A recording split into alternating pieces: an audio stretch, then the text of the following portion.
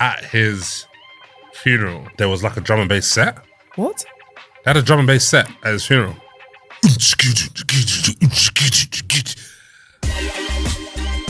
What's good, guys? It's your girl Kyrah Gray, and welcome to the Just Laugh Man podcast, where I get your favorite internet personalities, creators, comedians, and we find out what made them funny in the first place. Now, today's guest is a man with many masks. Yeah, he's a writer, actor, comedian, improv king. Yeah, Taskmaster Menace.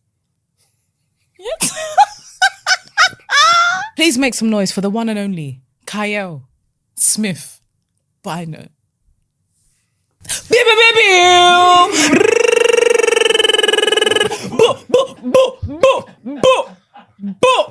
Sorry. What's that then? Welcome, man. Thank you. Thank you for coming. Obviously, what I like to do is I like to play a little game with my guests before we Okay, yeah. get into the nook and Is cranny. it a competitive thing? No. Because you know I like to be competitive. Yeah, I know. I like to win. I mean, we both win here. You beat me at a podcast the other day, and I was actually fuming. No, about but you actually, you didn't try it. it. What do you mean I didn't try? You didn't write beforehand. Yeah. If you wrote beforehand, I actually think you would have beat me. So basically, for those of you who don't know, obviously, please listen to the lovely Write Me Dirty podcast, starring Catherine Ryan. And we had to write a erotic story about the other person. Yeah. And I wrote mine. I actually put a lot of effort into mine. I put a lot of effort into it, right? And it had to be set in a chess tournament. Mm-hmm. And I said it in like a Caribbean takeaway, underground chess tournament. Kiell made his one up on the spot. Yeah. And lost. And he's upset that he lost when he didn't try. I did try. I made it up on the spot. He said, hey, and then Kyrah said, here's the pawn. And then, what? You did not try. If I didn't win, I actually would have banged out. I actually would have lost it. I would have smashed up the set. Because what do you mean? I know you're sick at improv, innit? I know that. We all know that. But I deserve that win. I think it was close. It was not close. It was not even anywhere close. But it's not a competitive game. Okay. It's called Cancel or Crown. Right. Right? So I'm going to give you like a theme. Yeah. It could be just a situation, Yeah. a person. And you're going to tell me whether you would cancel it or crown it. Okay, cool. Yeah? Simple. Yeah. Easy. Oversharing online. Cancel. Cancel. Yeah. What about it annoys you? I don't want to see you crying online. Oh, please. I don't even like to see people crying on the train. I think save it till you get home. There's actually been a Bank time. it. No, but I promise you, there was a time where I actually couldn't. I actually just burst into tears on the tube. And in true... Were you by yourself? Yeah. Did someone speak to you? No. In true British fashion, everyone minded their business. Oh. One time I was on the train and there was this guy, big like rugby looking guy, Yeah.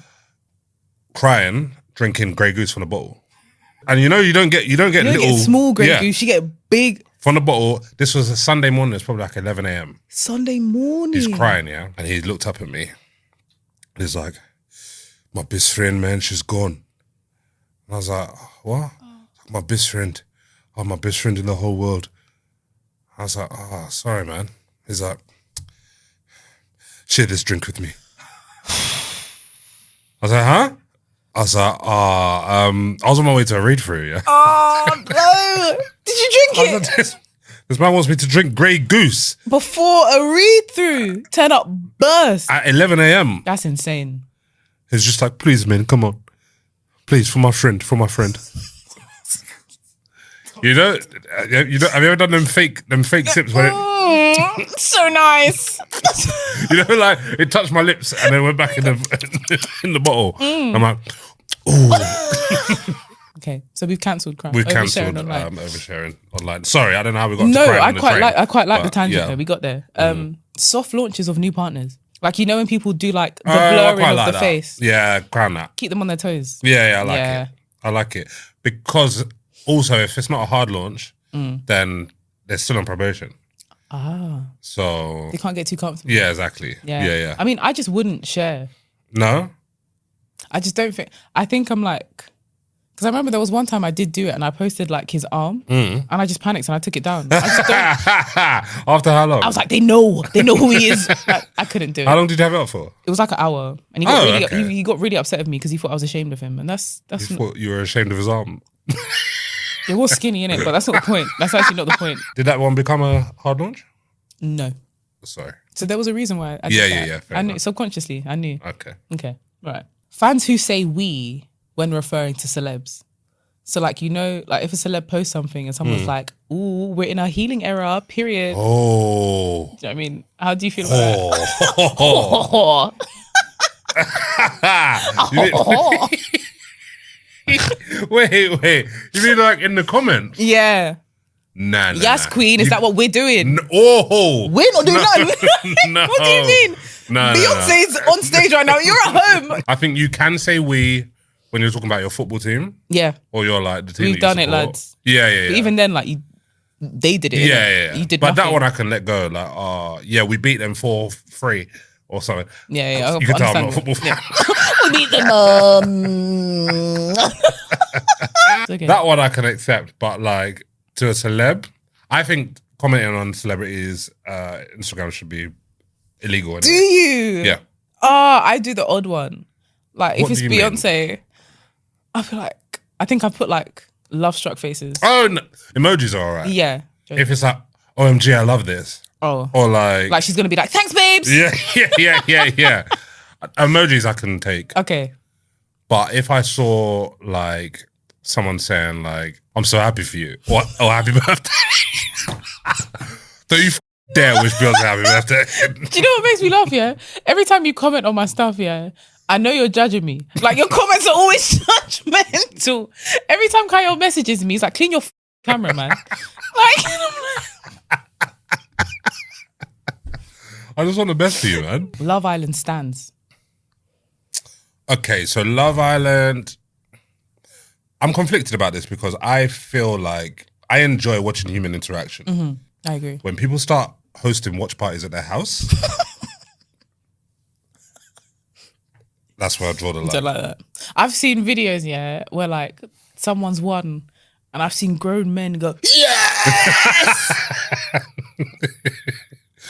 When it's the ones at a shisha lounge and they've paid, they've bought a ticket to go watch the Love Island final. Give them all community service. I find some of the fans so like obsessive to the point. Like I saw someone make a 1 hour edit for a Love Island couple the other day. They were like, finally done. What? Nah. Work? What do you mean? I'm on council for that, yes. Yeah. All right. And the last one, using AI for dating app bios. Wow. People are doing that. Go on ChatGPT and say, write me a dating app bio that will get me picked. People aren't getting picked for their bios, surely. Oh, people are. Especially Hinge, because you can do prompts and stuff, innit? Oh, yeah, all of that, yeah. I feel like it's not you. It's really not. It's really and not. I actually feel like quite strongly about using AI for anything in general. Apart from like, I'll use it for like, give me an itinerary for a holiday. Yeah. But for creative stuff, I'm like, no. And I understand not everyone's creative, but trying it. But you know what you can do? Use AI to just get the brain working. Because I've done that before. Right. Like if I need to think of like some kind of name for something, I'm like, throw some things at me. Yeah. And then I'm like, all right, okay, now the juices are flowing. Okay, yeah. All right, I've got a name. Yeah. I think, try it. But people are using AI, ChatGPT for therapy. Yes, they are. And I think you're sick in the. Which camera is this camera on me? I think you're sick in the head. I think that's nuts. You know, people. Like, I've seen people say like, "Oh, it's great. I don't even have to speak to my friends anymore." You would rather speak to a computer. Yeah. And don't get me wrong, there's actually an app, called Untold, and I remember using it like a couple times. But that was more for me to try and figure out why I was feeling the way I was feeling. Like I couldn't put two and two together. That one's understandable because that's sort of like Googling symptoms. Yeah. Yeah. That's what I mean. Like that's what I used the app for. Like I needed to figure out what was going on, and I didn't understand. And I didn't really want to like have to go back and forth with someone else. I was like, what does this sound like? But I know that people are like, things to say to my boyfriend to make him understand that. And I'm like, oh, you shouldn't be with him. Yes, yeah. Go on Ricky Lake. Ask her. Do you know what I mean? We used to have Maury. Yeah. We used to have Jeremy Kyle, Trisha. Montel Williams. Oh, listen. We used to have real people that would solve your problems in front of the world, and it would end in a fight, and that was real. Yeah, that was real that's what problem we're supposed solving. to do. Bring that back. Oh, yeah, right. cancel that. Cancel that immediately. All right, so you've got one of the like most unpredictable, specific sense of humors, and it actually makes me laugh. Like, you genuinely make me laugh just by speaking to you, and it happens in seconds. And a lot of the time, you don't even try. Like even when you came in, you said, I just feel like touching things. I was just like, Kiell, what? I find it so funny. When did you realise that you were actually funny? So I grew up in my nan's house mainly. My nan and granddad were very funny. But also my uncles. And my uncles didn't live there, but they would come there. And so I'd like come home from school and like they'd be bound to be one of my uncles out of the three of them. But they were always cussing each other. But the cusses were like outlandish. Yeah, too far. Like have you ever heard someone be called a rangoose before? I don't even know what a rangoose is. Rangoose? I'm so sure Caribbeans just make up. Yeah. They just make up whatever comes to mind. Yeah. They're like, that's what you sound like. Yeah. That's so funny. It would say things like your whole half a rangoose. A whole half. Like, you can't even argue against that. What? So I grew up in that environment and I was always like, I grew up around laughter and people like sort of entertaining. So I always wanted to do that kind of thing. And then when I did that nativity play in reception. Come on. And I played the innkeeper. Swear Innkeepers down. Unite. Obviously, some of you lot were playing like animals and that. Animals that they didn't even have then times. That's crazy. Like they put you as a giraffe. In that. Yeah, you're a bat. Why are you a bat? Imagine coming to watch your child in a nativity play. That's just not bad.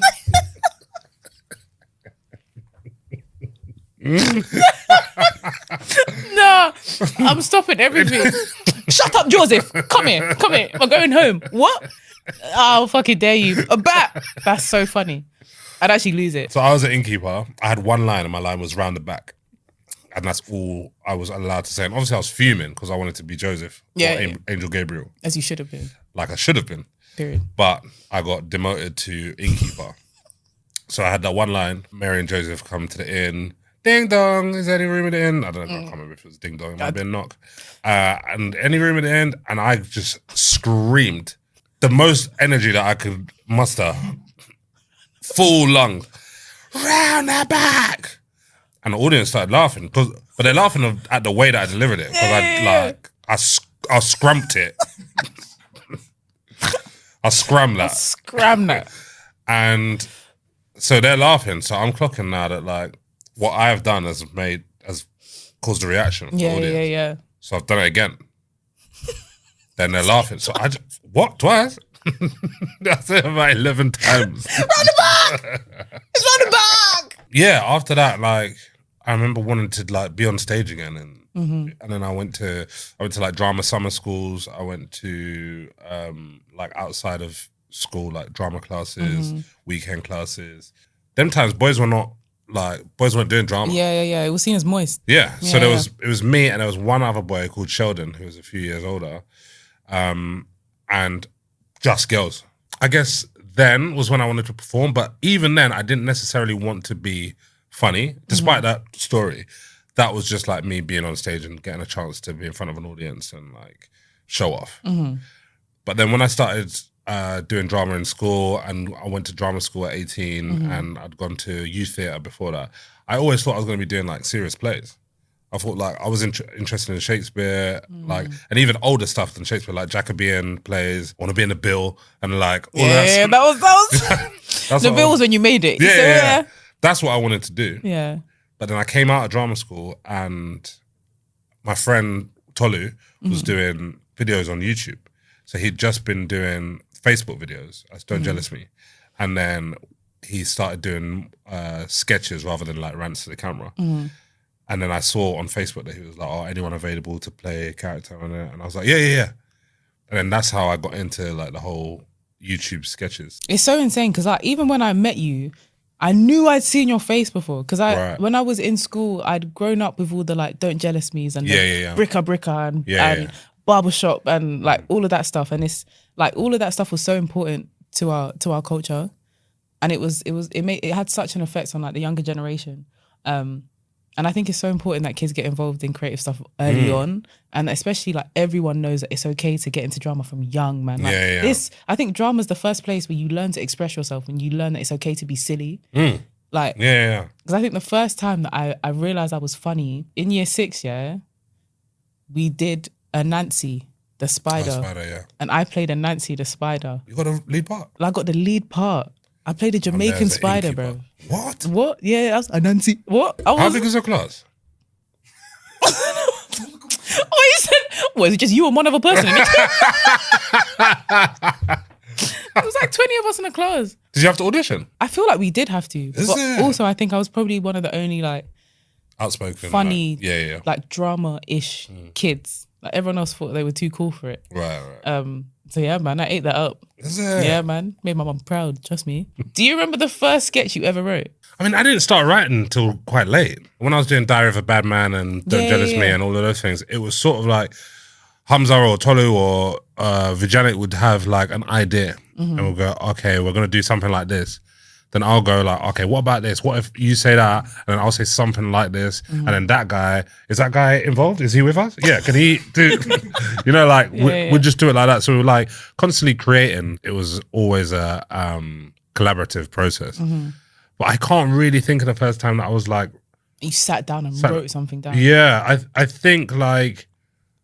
I think it might have been, I say recently, but I mean like 6-7 years ago that I was just like, okay, I'm going to write a sketch. But I think it's because you work so well in the moment.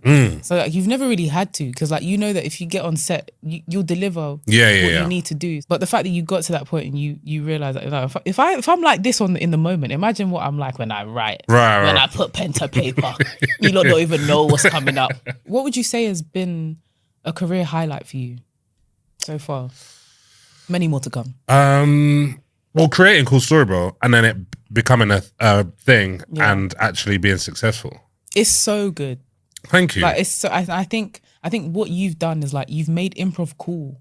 That's and what, I that think was my intention. that and you've done that, man. Yeah. Because I don't know why improv just felt like something that. It's like, because there's so much shit improv. Yeah. So much shit. I've seen really bad improv. Man. And I haven't seen that much good improv. Yeah. Apart from like obviously what we see on TV, like Wild 'N Out or Whose Line Is It Anyway?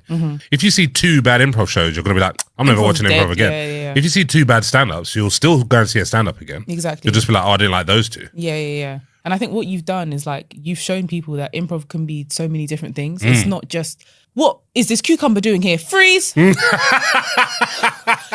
This cucumber is now a sword. Like, do you know what I mean? Yo, that's kind of good. That's kind of odd. I'm feeling that one. I have to read it. Like, listen, man, get me on Cool Story, bro, man.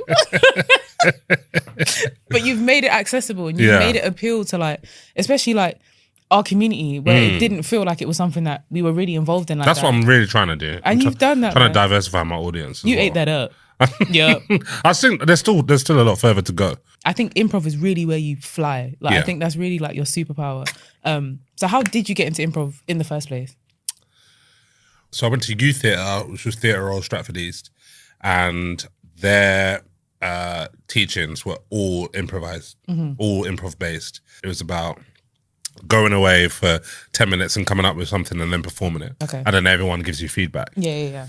Also, I joined a group called Junior Blaggers, and that included Joe Martin and the late Joe Melville and Tracy, and they put together this show called Blaggers. Kat used to do it, Richard Blackwood used to do it, Curtis Walker. That's so sick. Yeah, just loads of like really impressive comics would come and improvise during this show. Then I auditioned for Junior Blaggers, which is basically just the younger version. Kat was the host, and it was just a younger version of Blaggers. But it was like improv games and like short scenes and stuff like that. We don't have shows like that anymore. And I really think we should. Yeah. Because I think we're losing all of that magic where the older comics can bring on the next generation of comics and everyone's kind of interacting. So what do you think is the magic of improv? Like, what do you think it is that kind of grabs you? Do you know what it is? It's that similar feeling that you get when you watch crowd work. When you're like, this is happening in the moment, this is live, this is only happening with these people in this room right now. Yeah. And I'm like lucky to get to watch that. It's not material that the person's like rehearsed. Yeah. which there's nothing wrong with, but it's just an elevated In the experience. 100%. And like when a comedian responds to a heckle or something like that, you know that that's happened in the moment. So just being part of that is like, it makes improv feel sort of magical. 100%. Yeah. Would you say that, like, has there ever been a moment where you, like, improv hasn't gone well? Like, you've done something, or you've responded to a scenario on stage and it hasn't landed the way you thought it would? I think all the time, but in my show especially, I know that there's going to be something else in 30 seconds. Yeah. So I'm never going, that didn't land. Because I'm like, okay, in less than a minute, there'll be something else. 100%. And also that comes with the people that I'm with. Like, I don't know what one-man improv looks like. And I know there's someone who does, like a guy called David Elms. He does one-man improv. I can't even imagine what that would look like. I've got no idea. And I will watch it at some point. But like, it seemed like, to me, I'm like, how? It's just you. Yeah. That's basically stand-up, no? Yeah, in a way. But like, he's playing all the characters and like responding to himself. But knowing that I have some of the best improvisers in the country that I'm on stage with, and there's a thing that we do before we go on stage. We all like touch each other's shoulder and say, "Got your back," and we do that because like we do have your back. And if you're up there dying, yeah, of course, we've got your back. Someone is going to elevate the scene. Someone's going to change the character. Someone's going to add to what you've done. Yeah, we're never going to leave someone out there to dry. Of course. Whereas stand up is sort of like, if you're having a bad one, you've just got to get through it. You're done. Yeah. You're done. There's no one out there that's swim to got shore your back. by yourself. There's no lifeguard. Yeah. No one can see you screaming for help. Maybe you hope that the lighting guy turns the lights off, does a blackout. But apart from that, you've got no one out there to... Got nothing, man. Yeah. So obviously you've had a lot of like crazy moments in the spotlight, and I know that it hasn't always been smooth behind the scenes. So how do you deal with like imposter syndrome? How do you deal with rejection? How have you dealt with like any of those things? The rejection's a killer, man. And I say that because I went to drama school called East 15, and they had an admin error, which meant that they accepted more people than they were supposed to. Okay. So my year had 53 people in it, and it was meant to be like 25. Oh, wow. But obviously, once you've sent out acceptance letters to people, you can't take it back. Sorry about so they that. were like, we just have to accommodate for like 50 people in 1 year. Out of those 53 people, I think there are 7 of us still acting. A lot of the people that dropped off is because of rejection. It's because you get rejected so much that you go, do you know what? Why am I doing this? Why am I making myself I'm going to go and like get this? stable income and go and work in Ryman's or something, or like whatever it is. Yeah. They prioritize stability. I was fortunate enough to be in a place where like my mum was helping me. I went back to my mum's house after I left drama school, and like I wasn't having to pay mad money for rent, and I could just like follow my dream. But not everyone had that opportunity. Of course. Yeah, I was able to like get no's, but not like, it wasn't changing my entire life. You weren't and obviously it was like affecting me, and I wasn't happy about it, and I was like, I wish I got that job. But I just kept going because I knew that that's what I really wanted to do. And from when I was the innkeeper, it's like that feeling. Did I know, man? Yeah, that's what I want to do. When I had a 9 to 5, I said, brother, I don't want to sell stationery anymore. I can't do it. I can't. So I think when you know that this is what you're good at, this is what I've got, it's all I got. I do the best with what I got. And like, there's a different level of hunger that comes from Yeah, for real. I was in a call center for 4.5 years. Just selling magazines. People complaining. Yeah. Long, man. Selling magazines on the phone. You're talking to someone and you've been on the phone for 6 minutes and you've got a manager sending you messages going, wrap that call up. How dare you, actually? I was actually really enjoying this phone call. Tell me what to do. And then like someone goes, oh, actually, no, do you know what? No, I won't go for it. Being in that moment and knowing that like this isn't what I'm meant to do, but this is what's getting me through. I was very good at like saving up my money and using it for headshots or show reel or voice reel or whatever it was. Like I was dedicated to that. Yeah. Because I knew like I really wanted to do that. This is it. But I never really had imposter syndrome. Oh, thank God. I just knew that like... Sometimes that shit eats me up, man. Is it? Yeah, but... Like, even now? Yeah, but I think it's like, I know that I'm able to recognize when it's that. Do you know what I mean? Right. Where you get lost is if you can't recognize when that voice isn't you. Yes. And I've gotten to a point now when I know where I'm in like somewhat of a dark place, and that voice is, that's the devil. You can't trick me down. Do you know what I mean? So I think I'm able to fight past it now. But when I first started, it was very much like, oh am I meant to be here? Right, Was right. that just a fluke performance? Like, am I actually funny? Like, it definitely gets you, man. But Yeah. I think it's really important to recognize it. What would you say is your biggest, I can't believe I've done this moment? Do you know what? There was one defining moment where I noticed people were like, rah. So I met Kyrah Novak, who's a face jacker, phone jacker. I met him So funny. like 2013, and he basically just brought me in. He loved my what I was about, and he just got me in for loads of stuff. So I was like writing with him on like a pilot. And then we did a show on Channel 4 called Britain Today Tonight. Then we did a prank show with kids called Little Prankers. We did like loads of, and we were working together constantly. Yeah. And then one day he called me, and I remember I was going out with some girl in Newcastle, and I was in Newcastle, and he First called mistake. Sorry. Sorry.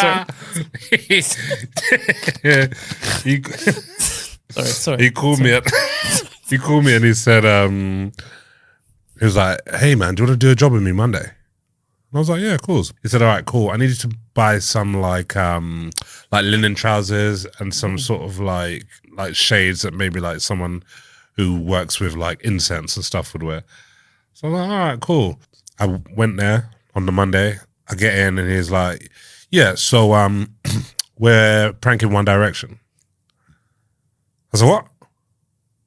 He's like, "Yeah, so One Direction advert for their fragrance. They're going to be here in like half an hour. We're going to do this. I'm going to be the photographer. You're going to be the my assistant, like a movement assistant, and it's going to go like this, da, da, da. This was 2014 when they were like... They were right there. Yeah. Baby, you light up my world like no more. It's like you had that ready. I was waiting for someone to mention One Direction. Yeah, man. Yeah, and then we did that advert. I didn't know where it was going to go out. And people are like, "I've just seen like, I'm watching like the Kardashians and you're on the advert." And then it went on YouTube. It was on One Direction's YouTube channel. And that's when it started blowing up. I was That's like, "Rah, mad. Yeah. what's this?" Hey, like, Kiell, Yeah, wait, yeah. what? Yeah, that's so sick. And I just remember that moment being huge. And they put it was on like, there were clips of it on the thing at Piccadilly Circus. Like, because it was for their fragrance. It was to promote their fragrance. So it was like a big thing. And I remember a lot of people being like, "Nah, you're levels, man. You're smashing it." Put some respect on my name, man. Yeah, That's it when was you a have to bit. be It was like, one of those kind of moments. don't talk to me like that. You know, you see what I just done? Calm it down a little bit, man. Yeah. So that was a great moment for me because it's like, showing a lot of people that what I could do. And a lot of these people were like, "Oh, you still doing a little drama thing?" And it's like, it's kind of a big drama thing. Yeah, right how about now? Yeah. Yeah? Massive yeah. drama thing. Yeah. What are you doing? Oh, I love that, man. Would you say that there's been like a low time in your career? And Defo. what helped you through that? Like, what got you past that moment? 2016 was like a tough time because nothing was happening. I'm going to auditions, I'm not getting parts. And I mean, obviously the industry is like up and down, it comes in waves. And now I'm fortunate enough to have my own thing that's successful, so I don't need to wait for the phone to ring. I can just like create my own show and have that happen. But also 2016 was a long time of nothing. A lot of like waiting, a lot of hoping that something would happen. I was writing a lot, but like didn't even know what the next steps were. And then I had another one of those sort of phases around 2021. Then I got Dreamland in 2022, summer 2022. But before I got Dreamland, and I went back and I counted all the tapes that I did, all the auditions that had come through, I had 47 no's in a row. Before 47. And then Dreamland came in and I got the part. But it's just like building up that resilience. Yeah. And a lot of people could have gone, "Do you know what? I need something stable." Yeah. After and 30, I don't blame them for that. After 30. Yeah. Most people would have been like, "Nah, man." Fortunately, I wasn't counting at the time. Yeah. I just knew that there was a lot. That was hard. But what helped me through was like it's my dream, innit? And knowing that I've done it, sometimes you've got to use yourself as motivation. Yeah. And you look back and go like, last year I did that. And the year before I would never thought I would have done that. Exactly. There's got to be something this year. And even if you have a low, you are going to get back there and maybe surpass that. Yeah. I believe that. And I think like, obviously talent is a huge part of it, but it's also about like what you're made of. And I think that like, you know, if you know, and if you don't let that imposter syndrome win and you like realize that you're where you are because you're meant to be there and because of hard work and dedication and not just talent, but like you are good enough. Yeah. You got to remind yourself of those things. And like when I look back at even memories on iPhone, when the memories come up or Snapchat or whatever it is, and you go, oh yeah, I did that. You forget. It's so easy to forget. Because I was even saying to, like, in the previous episode, our industry's so fast paced and you're constantly searching for when the next thing has come in. Yeah. And it's so easy to forget that, no, wait, last year I did this, this and that. I got asked to do this. Yeah. And even whilst insane. you're working, sometimes you'll be like, oh man, I ain't got nothing going on. You could be saying that whilst you're at work. At work. Yeah. I ain't doing nothing. Yeah. As someone's asking you for ideas in the writer's room. Yeah. But it's because it's almost like our brains get programmed to always think of what's coming next. There's never a moment where you can really just kind of sit and relax in what you're doing. And I think that's why. But I think it's really important that you know what you have, you know what you can do. Yeah. And sometimes you really just need to give yourself a minute to sit in a bit of gratitude and be like, no, wait. Yeah, exactly. Yeah. I've come this far. This time last year I wanted this. Yeah. And the year before that I wanted what I had last year. So I think it takes that hindsight. Yeah. It's really important, man. Would you say that comedy or humor has ever helped you for a dark time or like a really difficult time? I don't think there's anywhere where it's like no jokes allowed. Yeah, no, impossible. What do you mean? I think there has to be somewhere. Caribbean funeral? Absolutely. Yeah. Absolutely. Definitely. My uncle, his name was Fats. He died from diabetes, like complications from diabetes. And he was a drum and bass MC. And he did that his whole life. He went on tours. He did Sun and Bass in Sardinia every year. He was like a big like drum and bass icon. And I did not. Drum and bass is not a bit of me. You didn't like it? It is not. There's a few of his tunes that I liked, but Yeah. overall as a genre, I'm like, that's not my jam. At his funeral, there was like a drum and bass set. What? They had a drum and bass set at his funeral. At the wake, not in the church. Oh, okay. I was thinking, everyone's bringing out the... No, but even then they had drummers, and I mean that bit was sick. But there was a set afterwards, and I was like, "You play something else." And then I went to his memorial at Fabric. Yeah. And it was at Fabric on like a Saturday afternoon. And you know, have you been to Fabric? No. Fabric's like a proper nightclub. Is it a shubs? It's a proper It's a shubs. proper like, people are sweat. People go there to dance. People are not dressing up to look nice. People are going there to dance They and haven't sweat. got time. Yeah, okay. And bearing in mind, it's like 3 o'clock in the afternoon on the Saturday. I was like, listen, Unks, I love you, but I am bouncing. You didn't I went there, we took a picture, showed my face, me and my cousin. I said, I gotta get out of it, man. I look at my cousin, I said, these men are doing this. Until, what time does it finish? I said, 1 a.m.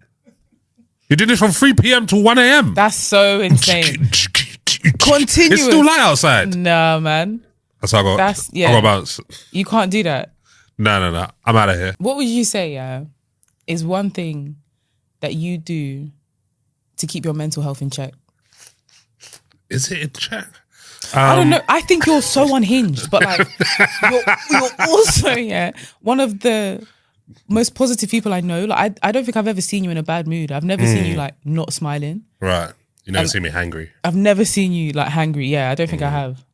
Because even when you had that meal thing, you must have eaten beforehand because you were in a great mood that day. I think when I first started therapy, like 2020, my therapist asked me a question that was really important. She said, where is your happy place? Like physically. Is it your sofa? Is it your bedroom? Is it your... I was like, rah, I don't have one, you know. She said, you have to have a happy place. A physical happy place where you're like, and I did that. And like, I've got an office at the bottom of my mum's garden, which is like all done up and just like, it's nice. And it's got all my stuff and it's like, got projector on the wall and I got new speakers the other day and just like, that is my happy place. I love that, man. And I think it's so important. I didn't realize how important it was. Yeah. And not necessarily that you have to rely on that place, that you can only be happy in that place, but just knowing that it's there. Yeah. And sometimes going, do you know what? Tomorrow night I'm just gonna be in my happy place. I think that's really important, man. Yeah. 'Cause even as you're saying it, I'm like, bro, I don't think I've got one, you know? Yeah. Because everywhere I never thought about it until she Yeah. mentioned it. Everywhere that I am, everywhere that I go to relax is also somewhere that I work. Right. So like wherever I relax on my sofa, my beanbag, my bed, these are all places that I'm still writing. Yeah. I don't have a place where like I just go to chill. So that's get a happy place, man. That's really important. Oh, well, this has been fantastic. Yes. But of course, you being an MC, Kiell, take a What? sweet, man. Take a sweet. What are you gonna say now? Take another sweet, bro. Make sure you get your mind working, bro. Yeah. I've got another game for you. Okay. So basically, this game is called the Life Playlist. Right. And I'm going to give you a scenario and I want you to think of a song that you would have playing in the background of that scenario. Okay. The brain's working already. All right. You're in a swimming pool, yeah? Yeah. And you thought you were calm. And then you realize... I used to swim for my school, you know. Oh, can you swim? Yeah. Oh, man. I've got the badges and everything. I can't swim, you know. Sort it out. I'm really scared, actually. Can't sort it out. But I'm also never in a situation where like I need to. How'd you know? Because like, I just don't. I don't go. Okay, but what if you do? Like when, though? On holiday, jet skiing? I don't. I got on a jet ski and I went to Zanzibar in January and I got on the back of my friend's jet ski. As soon as she went, I said, get me off. I said, I'm not doing it. Bro, one of the benefits of me being an overthinker is that I've already seen every scenario possible. If the worst case scenario is death, I'm not going any further. Get me off this. Get me off. All right. You're on a jet ski, yeah? Right. And you see a shark coming towards you. What song are you playing in the background? I just going... Wait, what is that? That's the shark. That's the shark. You see, that's the noise. fin. That's the fin. Okay, right. Jaws, bruv. Frank Ocean swim good. It's a really good one. Yeah. You're gonna sing a bit for us. You're gonna sing a bit for us. Cinema's finest, cinema's finest. I thought that was good. Cinema's finest, cinema's finest. That's so good. Is that the song? Is that the same song? Yeah, it is. Yeah. Because I was about to do the exact same thing that you did. Yeah. All right. I knew you wouldn't know the lyrics, and that's why I told you to sing it. Okay. Last one. You are in the middle of a mosh pit. How did I end up there? Accident. Okay, yeah. Sometimes you find yourself at a concert, yeah, and you're like, why is everyone backing up? Where the f is everyone going? Right. And then you know the beat's about to drop. Yeah. And you're about to get trampled on. What song are you playing in the background to make sure you survive this mosh pit? I'm about to get trampled. Why? Have I fallen down? No, but like you're in the middle of it and there's like 100 white boys. Like, on a proper fucking... Yeah. Like, I'm talking let's fucking have it kind of mosh pit. Do you know what I mean? Streets blinded by the lights. Because I can imagine I'll be on the floor like this and everything's spinning. Lights are blinding my eye. Everyone's in slow. You know, not even the slow motion one. It's like everyone's like that. Yeah, the big one like that. And I'm like this. I'll give up, man. I like that. I like that a lot. Oh, Kiell, thank you so much for being here, man. Thank you. I've had the best time. Yeah. Please tell the people then where they can find you, what they should follow, what they should be buying tickets for. Coolstorybro.co.uk. You can find everything you need to know on there. Period. So thank you so much for sharing your talent with us. Yes. You've been sharing your talent with us for years and I'm very grateful. Oh, thank you. You're so welcome. And find your happy place. And I'm going to find it. You guys find your happy place too. It's important. Comment down below if you have one already. But make sure you guys are liking, commenting, subscribing. Come on, man. We're here to just laugh, man.